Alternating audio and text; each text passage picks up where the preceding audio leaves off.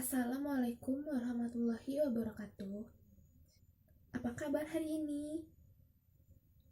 Di sini Bu akan bertanya, siapa saja yang tidak masuk hari ini? Kepada ketua kelas, silahkan pimpin teman-temannya untuk berdoa. Baik, selanjutnya kita akan menyanyikan lagu Indonesia Raya. Silahkan kepada dirigen untuk memimpin teman-temannya menyanyikan lagu Indonesia Raya. Tolong periksa bawah bangku, kolong meja, bila masih ada sampah, silahkan ambil dan buang ke tempat sampah agar kita dapat dengan nyaman belajar di kelas. Dan juga silahkan cek kerapihan bajunya masing-masing, apakah sudah rapi atau belum. Di sini Bu akan menjelaskan tentang tujuan pembelajaran yang akan kita pelajari tentang materi hari ini.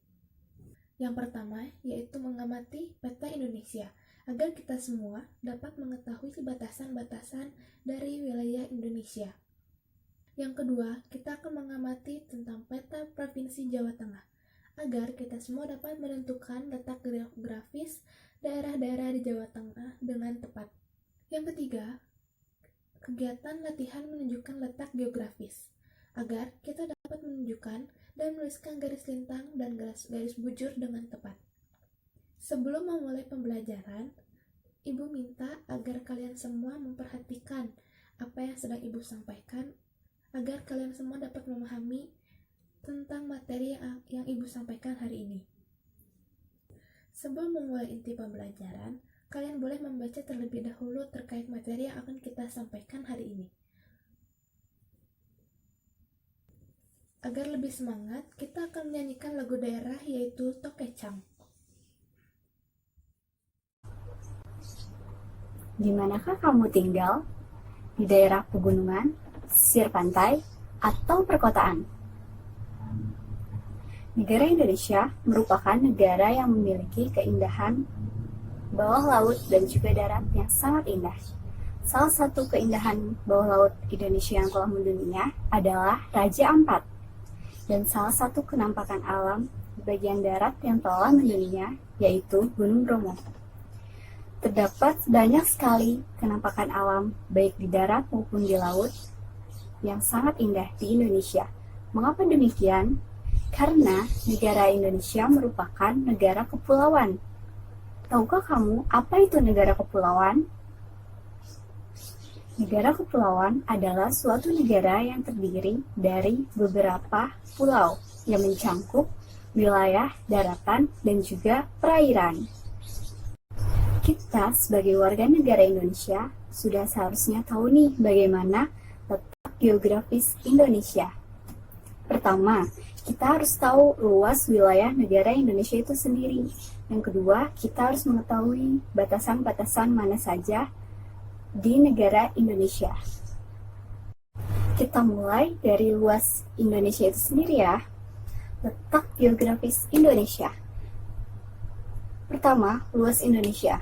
Luas Indonesia mencakup daratan dan juga perairan, di mana negara Indonesia sendiri merupakan negara kepulauan, yang di mana negara kepulauan tersebut mencakup antara daratan dan lautan. Wilayah atau luas daratan Indonesia itu sendiri seluas 1.922,570 km persegi, dan juga pada luas perairannya seluas 3.257.483 km persegi. Kita di sini bisa tahu ya bahwa luas perairan Indonesia lebih dominan dibanding daratannya. Itulah mengapa Indonesia disebut juga sebagai negara maritim. Setelah mempelajari luas wilayah Indonesia, kita akan masuk ke dalam batasan-batasan wilayah Indonesia. Di sini saya memiliki peta di mana kita harus tahu batasan-batasan mana saja wilayah Indonesia. Kita pergi ke bagian utara Indonesia. Wilayah utara berbatasan langsung dengan Malaysia, Singapura, dan juga Laut Cina Selatan. Setelah itu, batasan kita pindah ke bagian barat. Bagian barat wilayah Indonesia berbatasan langsung dengan Samudra Hindia. Setelah itu, kita pindah ke bagian selatan.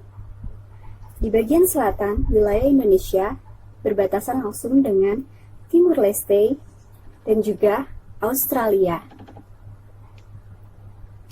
Dan kita pindah ke bagian Indonesia Timur, di mana wilayah Indonesia Timur berbatasan langsung dengan Papua Nugini. Setelah mempelajari luas wilayah Indonesia, sekarang kita masuk ke bagian 2, yaitu letak Indonesia. Letak Indonesia terdiri dari 3, yaitu letak astronomis, letak geografis, dan juga letak geologis. Sekarang kita masuk ke bagian pertama dulu, yaitu letak astronomis Indonesia. Letak astronomis Indonesia terdiri dari 6 derajat lintang utara sampai 11 derajat lintang selatan, dan juga 95 derajat bujur timur sampai 141 derajat bujur timur. Letaknya ini memiliki dampak tersendiri bagi Indonesia, yaitu dampak dari garis lintang. Dampak dari garis lintang adalah menjadikan Indonesia memiliki iklim tropis, di mana iklim tersebut hanya memiliki 2 musim, yaitu musim panas dan juga musim hujan. Lalu, dampak dari garis bujur itu sendiri adalah Indonesia terdiri atas 3 pembagian waktu, yaitu waktu wilayah Indonesia bagian barat, waktu wilayah Indonesia bagian tengah, dan waktu wilayah Indonesia bagian timur. Perbedaan waktunya sendiri antara barat, tengah, dan juga timur memiliki selisih waktu 1 jam. Contohnya, wilayah Indonesia bagian timur pukul 7 pagi, maka wilayah Indonesia bagian tengah pukul 6 pagi, dan wilayah Indonesia bagian barat masih pukul 5 pagi. Sekarang kita masuk ke letak geografis Indonesia. Letak geografis Indonesia terdiri di antara 2 benua dan juga 2 samudra. Apa saja 2 benua dan 2 samudra itu? Mari kita buka peta yang tadi. Indonesia terletak di antara 2 benua dan 2 samudra.